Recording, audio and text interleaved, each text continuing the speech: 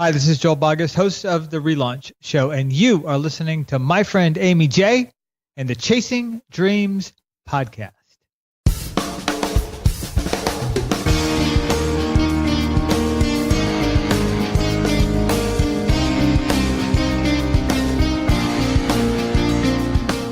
Welcome to Chasing Dreams podcast with Aimee J. Aimee believes that realizing a life without regrets is achieved by taking chances, chasing your dreams, making moves, and overcoming your doubts. The Chasing Dreams podcast will help you overcome life's obstacles, believe in your potential, and inspire you to face your fears. And now here's the woman who is passionately pursuing her dreams, Aimee J. Hey Dream Chasers, this is Aimee J, and you're listening to episode 62 of Chasing Dreams. And I have a very special someone on the show today. He helped me launch this very podcast, and so he is one person I definitely credit for the launch. His name is Joel Boggess. He's the guy people call when they're feeling stuck, under-challenged, or overwhelmed. Joel teaches people how to find productivity, meaning, and success. Originally from San Antonio, Texas, Joel earned his undergraduate degree at Texas Tech University, an MBA from Amberton University, and a master's in counseling. His latest book, Finding Your Voice, hit the #1 spot on Amazon for success, happiness, and in the self-esteem categories.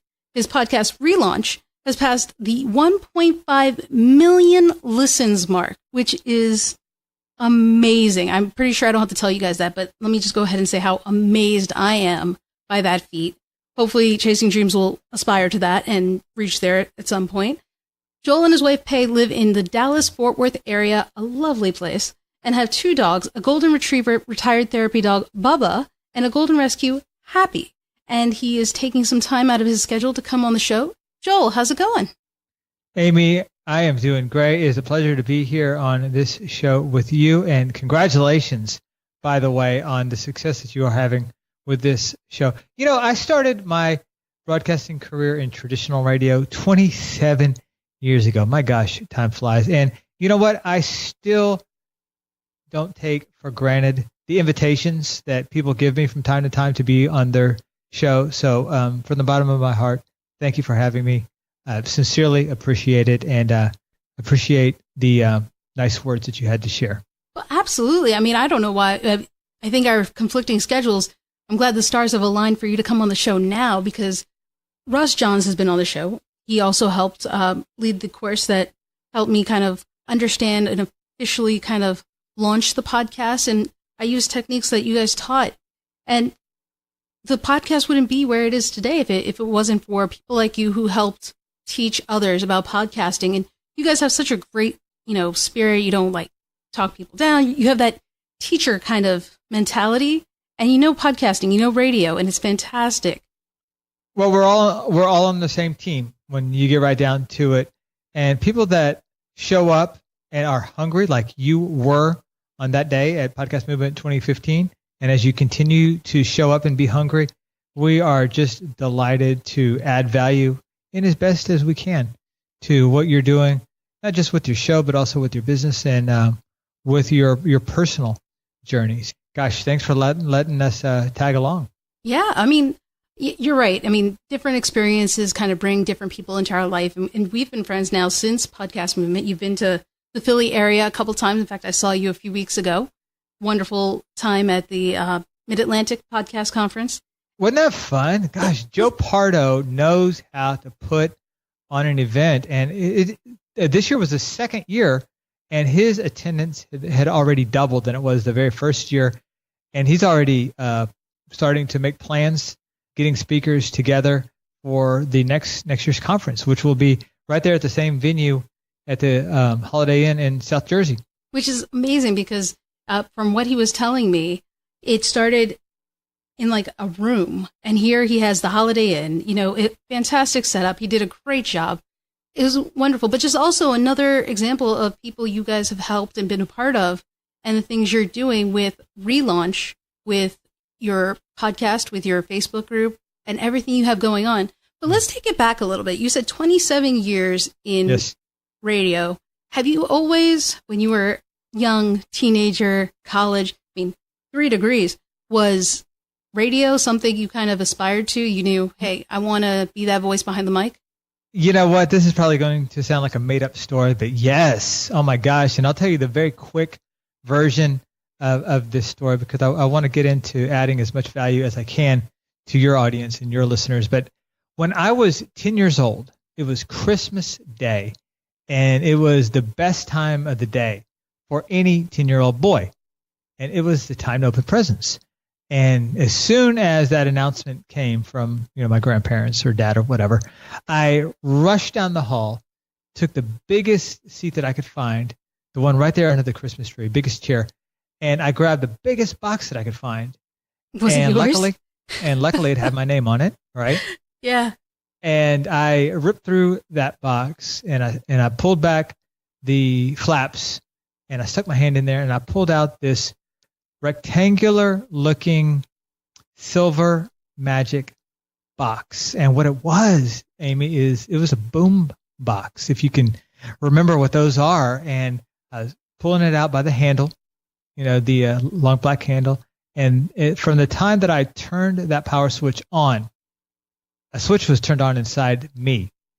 And I knew I had to be in the world of broadcasting. From the voice that radiated from those speakers to the music that was played and to the emotional connection that was made, I knew it was for me. And that became a reality for me in my early 20s. And I'm 47 now. And you know what? I'm still that little kid rushing under the Christmas tree to find out what he's got or what he's getting. Well, you're one of the rare breeds, I guess, if you will, who knew from a young age what you wanted to do. But did you know how to go about it? No, of course not. And who does, right?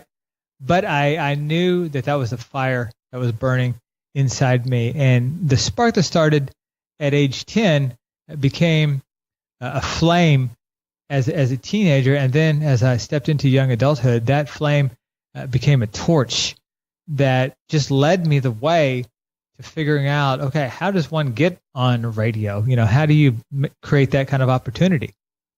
And you have to do it. You have to hustle. You have to find out how to create the opportunity. You need to link arms with someone who is already doing what you want to do, doing it successfully, and then learn from him or her and their lessons. And you know what? That's exactly what I did. Wait. And when the job opportunity came available, sure enough, she, the woman that I had met casually that was already in the industry, said, "Hey, come on out. So-and-so is leaving. Show up on Monday." I did, and by Friday, I had the gig. Wait, so you met someone, you kind of made a contact, and then you weren't even working? What were you doing talking to her about? Just what the background of it? Yeah. Oh, absolutely. Well, we were just, becoming friends and a little bit flirting too. But, I was, young and 20. What was I doing? I was drinking beer and being a college student. But I knew what I wanted from way back when. And I knew that I needed to meet people in the industry because I didn't know anything about radio. And that goes for any industry that your listeners, your dreamers are looking to get into. It didn't have to be radio or television or media. It could be, teaching, as a school teacher or becoming an entrepreneur or, a college professor. Whatever industry that you're wanting to get into, wherever your dream is, find someone that's done it successfully, meet that person, and develop a friendship, and opportunities will come. And that's exactly what happened. Now, I love what you said about finding someone who's already doing it, right? Mm-hmm. I mean, not to say that a lot of people aren't their own self-starters, but using your example, right? If I want to do, I don't know, veterinary. Right, sure. Right? Okay, if you wanted to be either a vet tech, a vet nurse, or an actual veterinarian, yeah, you would connect with the guy or gal who has the clinic on the corner of your local street.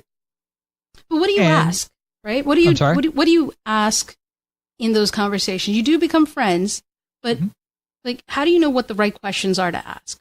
Okay, now that is a great question. And that's where you would reach out to the people that you already know, And then you would get the advice and opinions of the top 3, 4, maybe 5 people that come to mind that are on your short list.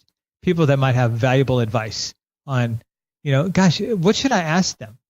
So if you were coming to me for advice, for instance, if I was on your short list of friends and you knew that I would shoot straight with you, you could always reach out to me and say, you know what, Joel, I'm thinking about going into veterinary medicine, and I really want to talk to this woman that has a successful clinic a couple miles from my house.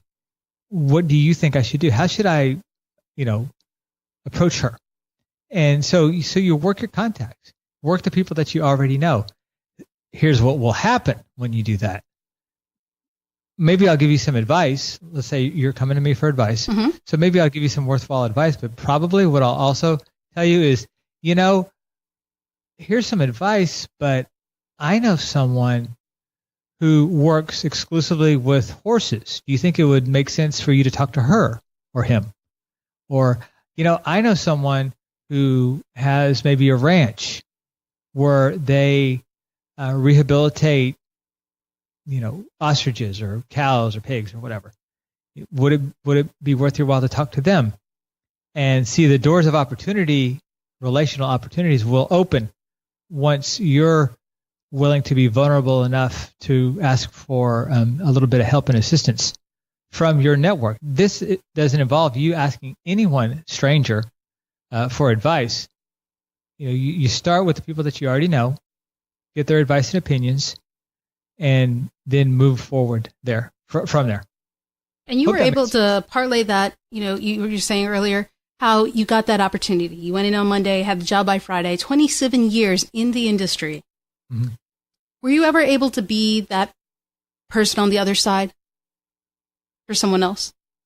Sure. Gosh, yes. And what was that like? And, I've started and stopped a couple of times. So it wasn't 27 years straight, but definitely started 27 years ago and worked at several radio stations and then took a break and back into podcasting. But a lot of people have come to me about, okay, how do I start my podcast? And how do I make quick connections with movers and shakers in the entrepreneurial world or in the world of professional speakers or authors or whomever they want to have as guests on their show? So I would definitely have helped people in that regard, but also people who want to get booked in the media, as a guest on television or as a guest in radio, because I know how both of those industries work. I mean, I've worked them. And how does it feel? Oh my gosh, it feels incredible when you're able to add value to someone's life and then they're able to take the advice that you give them and take action with it, which is, by the way, is exactly what you did, which is one of the reasons that Pei and I have been just incredibly impressed with you and this podcast since you launched it, because you were in our class, you took notes, you took it seriously, you saw the opportunity and potential available, not just within yourself, but also within this particular medium that we chose to use, you and I, podcasting, and you made it happen. Well, thank you. You're welcome. So recently, Joel, I had this interesting experience where it wasn't necessarily giving back, but I had, and Jody Mayberry had put an article out once about giving referrals. Mm-hmm. And I'm thinking about, with your experience and the people you've run into and the people you've helped, as you mentioned just now, have you ever had it go sour, or one where you're like, if I had to do it again, I probably wouldn't have, taken them under my wing, or maybe even just wouldn't have recommended them? Was there a lesson learned from that experience that you've taken with you? I think the lesson learned, it's a great question, by the way. You've obviously prepped very well for this interview, so good job there. But I think the lesson learned is be careful who you share your dream with.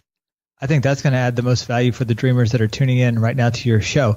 Be careful and make sure that those are the people that can understand what you're trying to accomplish. They don't necessarily have to understand what you're doing, like the way you understand it, but make sure that they know you, like you, trust you, and want you to succeed in what you're doing. And from a practical standpoint, you and I are podcasters, and we both have achieved a level of success with our podcast. But a lot of people in our circle, they still don't know what a podcast is. That doesn't make them bad people. That just means be careful. We need to share our hopes and dreams with people that can kind of understand a little bit of what we're trying to accomplish with that particular medium.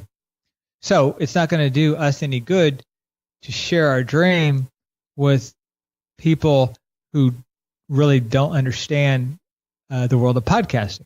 It would be like a blogger that really wants to build a solid blog and monetize it, sharing with someone who has never heard of a blog before or doesn't see the value in it.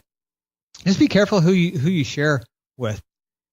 That's a very good lesson, actually. And one I think is once you learn it, sometimes you even need reminders about it, right? I mean, it's interesting because you're right. Some people don't understand necessarily, and you get the general support. Of course, they love you and support you, but they don't understand it. They're like, just let me know what I have to do. But then there are others who genuinely don't understand and then may not take it the right way or may even have criticism that will bring you down. But when someone in that area sees it, has a different point of view. And I think that's a great piece of advice that we have to understand and learn. Well, you can share your dream with people who don't necessarily understand. They just want the best for you, like your parents, for instance, or maybe people that you go to church with, and they just want you to succeed. And they'll be your cheering squad on the sidelines. But if you're asking for, something in addition to just general support, they probably need to have some kind of a general understanding of what it is that you're trying to accomplish and how. Now, that's actually interesting because you went from radio to podcasting. And podcasting has been around for about, a little over a decade? Yeah, I would agree with that. Right? So there weren't as many people back then as there are probably today, right? Or even tomorrow or when people listen to this, because it's just such a growing medium. But it's also still a relatively young and new medium.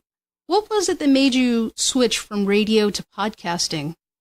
Because for you, I'm imagining it was still a growing field, a new field. Yeah, sure. Well, I left the traditional radio world on Christmas Eve in 1997, I believe it was.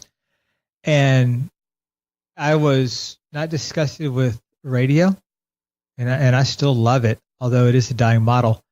But I was at wit's end with the company that I worked for and with. And I was also at my wit's end because I didn't know how to manage some of the changes that were getting ready to take place in the communications world. Big time changes too. I mean, you and I are doing a podcast. That's a big change because that wasn't at one time available. But I didn't know how to handle it. I was fearful that I would lose my job on the air, which my job ended up being eliminated. However, I left before that happened. So that was a good thing. But that's why. And then I, didn't get back into it for a long time. And actually didn't get back into traditional radio. I went into podcasting, and I've done several shows before relaunch, which has been by far our most successful.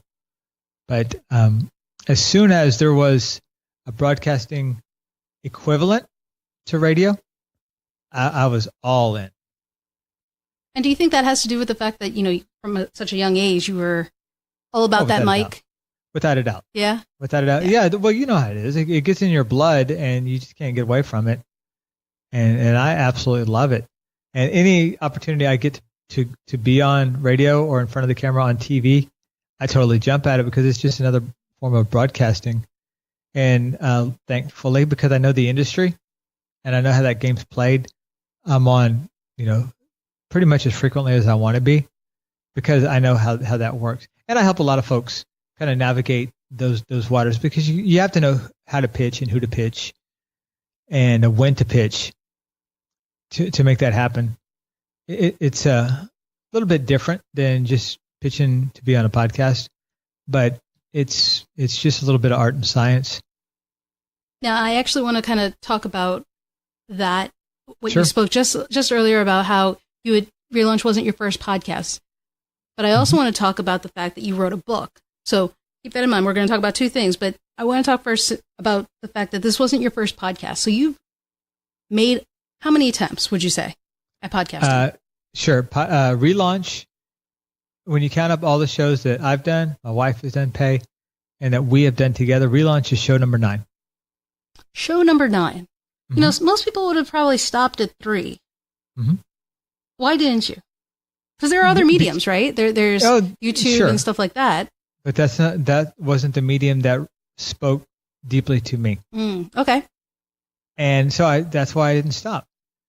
And there have been a lot of trips to the batter's box. There's been plenty of practice swing, but we finally were able to knock one out of the park with Relaunch, because we took all those lessons that we learned from the earlier attempts and we just built upon them and used what we learned, learning lessons, to help us with this current show. And that's just part of the entrepreneurial game. That's part of the dream chasing game.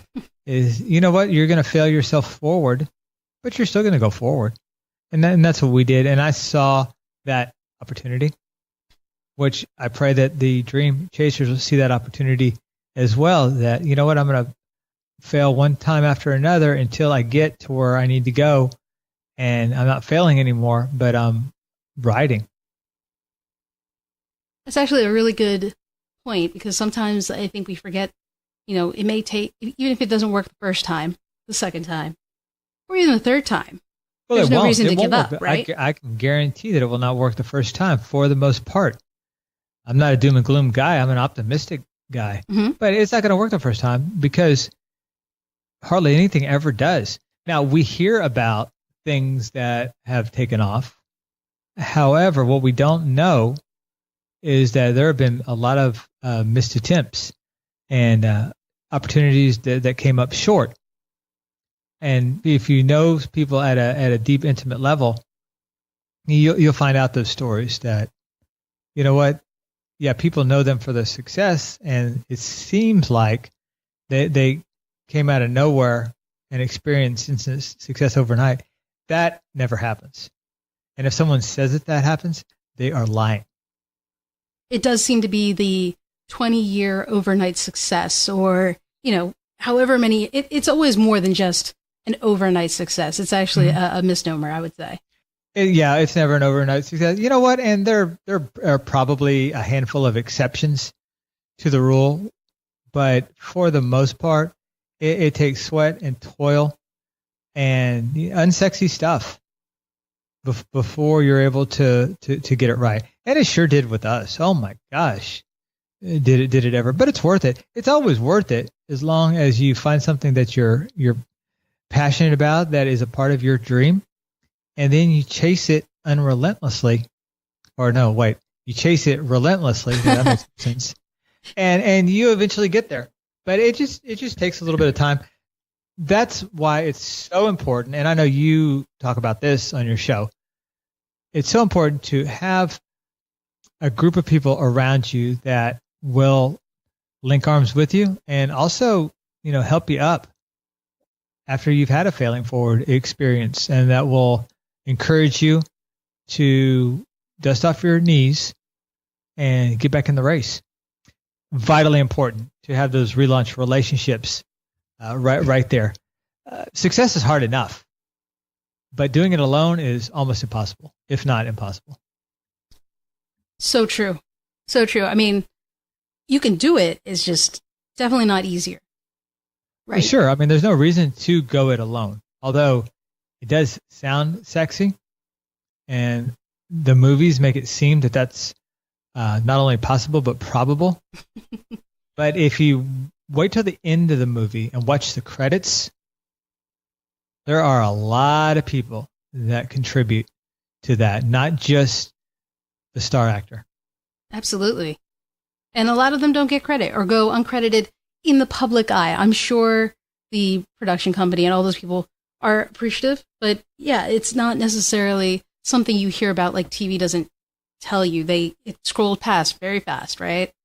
Mm-hmm. So, Joel, when you relaunch, Yep. so, which I like what I did there, what would you say are 3 things you would credit to the success of it being number 9 that weren't in place probably for 1 through 8? Okay. Number 1, I owned up to the fact that the success of the show was all on me. It wasn't on my guests. It wasn't on my listeners. It was on me. And the mistake that I made, Aimee, Mm-hmm. is that I thought it was my guests' responsibility to drive traffic and to be social media active for my show, which, that didn't really get me anywhere. And I kept bumping my head up against the wall trying to figure out, okay, I'm having, celebrity A, celebrity B on the show. How come I might get a little bump that day, but how come it's not consistent? It's because I made the fatal error that many podcasters make. I thought it was his or her responsibility, the guest, to drive traffic. But when I owned up to the fact that it was only my responsibility, that was the game changer. Yeah. I mean, I think a lot of times we're very much about placing blame elsewhere. Well, sure, of course we are. We're humans. Yeah, it's a natural thing to do. It does take a lot for us to kind of look within ourselves and point the finger. It takes everything to point the finger at the person who deserves it, which is ourselves. Well, I mean, you said it took you 8 shows. What was the span of 8 shows? Probably 4 to 5 years. And what was the span of reaching the 1.5 million mark? Well, I'm 2.5 years old currently, so about that long. 1.5 million is something that we hit probably this month or last month. I don't remember the exact date. It's amazing. But very recent. So, yes. You know what? I had a Facebook memory, one of those little memory things. Yeah. Pop up this morning, and I had, it's like 999,000 something downloads, and it was a year ago. So a year ago, I had about 1 million, and I'm at a year. Yeah. Wow. So it took me a couple of years to get to 1 million because that was a year ago, and then now I'm at 1.5. It didn't even take a couple of years. It took like probably a year and a half to get to 1, and then a year to get to 1.5. Okay. That's amazing. Something like that. I don't know. Yeah, you're not giving yourself enough credit there, so I will do it for you. That's fantastic. Podcasting isn't the only thing you've kind of conquered, so to speak. You have the number 1. You had, I don't know if it still is, but at one time you did have a number 1 spot on Amazon in several categories with a book called Finding Your Voice. Was writing something you always wanted to do, or is that something after radio and you were kind of working on the 1 to 9 podcast that came to you? Well, I love to create content, and I knew I needed a book. When I was doing a lot of one-on-one coaching, career coaching, life coaching, things of that nature, I was following other people's curriculum, and I'm the kind of person that I don't want to follow other people's curriculum. I want to follow my own stuff. And so one of the dreams that I had during that phase in my life is, I just want to have my own book, my own structure, using my own material and my own stories. That is what the genesis was of writing that book. And it got to the point where I needed that book to be available, not only for my clients, but also as collateral, marketing collateral. Well, that's interesting. What do you mean by that? Sure. Well, nothing opens the door like a book. So you could be speaking to an event planner. You could be speaking to a potential business partner. And if you have a book, well, that opens the door for opportunities because most people don't have a book. But if you do, well, that's going to make you stand apart. So let's say there's 5 speakers that are up for a particular gig, and only one showed up with a book. Well, that person, him or her, is going to stand probably apart. They're probably going to end up getting the gig because there's something about putting a book in people's hands that makes you an authority on your thing. And I knew that. It's magical. And putting a book in somebody's hand, a real book, not just the ebook. Those are nice too, and I have several. But being able to put a real book in somebody's hand and being able to sign it right there in front of them, that's gold. Yeah, I wouldn't be surprised if that was one of the marks on your bucket list. What can people expect from you now? I mean, it seems like you're chasing dreams in a number of different areas. Is there anyone that we can look forward to seeing coming up? Oh, yeah, absolutely. And thanks for asking that one. I am working feverishly on building out the speaking career, talking with audiences, helping them learn how to be more productive, how to find meaning in what they're doing, and how to get to the next level of success. So productivity, meaning, and success. That's what I speak on often. I've been doing a lot of podcast speaking, like at the Mid-Atlantic Podcast Conference, and I'm so thankful that I've had those opportunities to speak at 3 podcast movements in a row, not to mention the one I just did. It was a different podcasting conference, and I've got another one at DC Podfest. I'll be doing the closing keynote at that event, and I'm incredibly thankful for those. However, moving forward, I'm more interested in speaking on personal growth and personal development, because I've realized that the level of your business success will never outgrow the level of your personal development. So if you want to grow a better business or a stronger business or a more profitable business, you want to go from 5 figures to 6 figures or from 6 to 7, you've got to grow as a person. And the way to do that is to be around people that will help you become a better, stronger, more powerful person from the inside out. That's where my passion is. And one of the reasons for that passion, is because I had to do that for myself.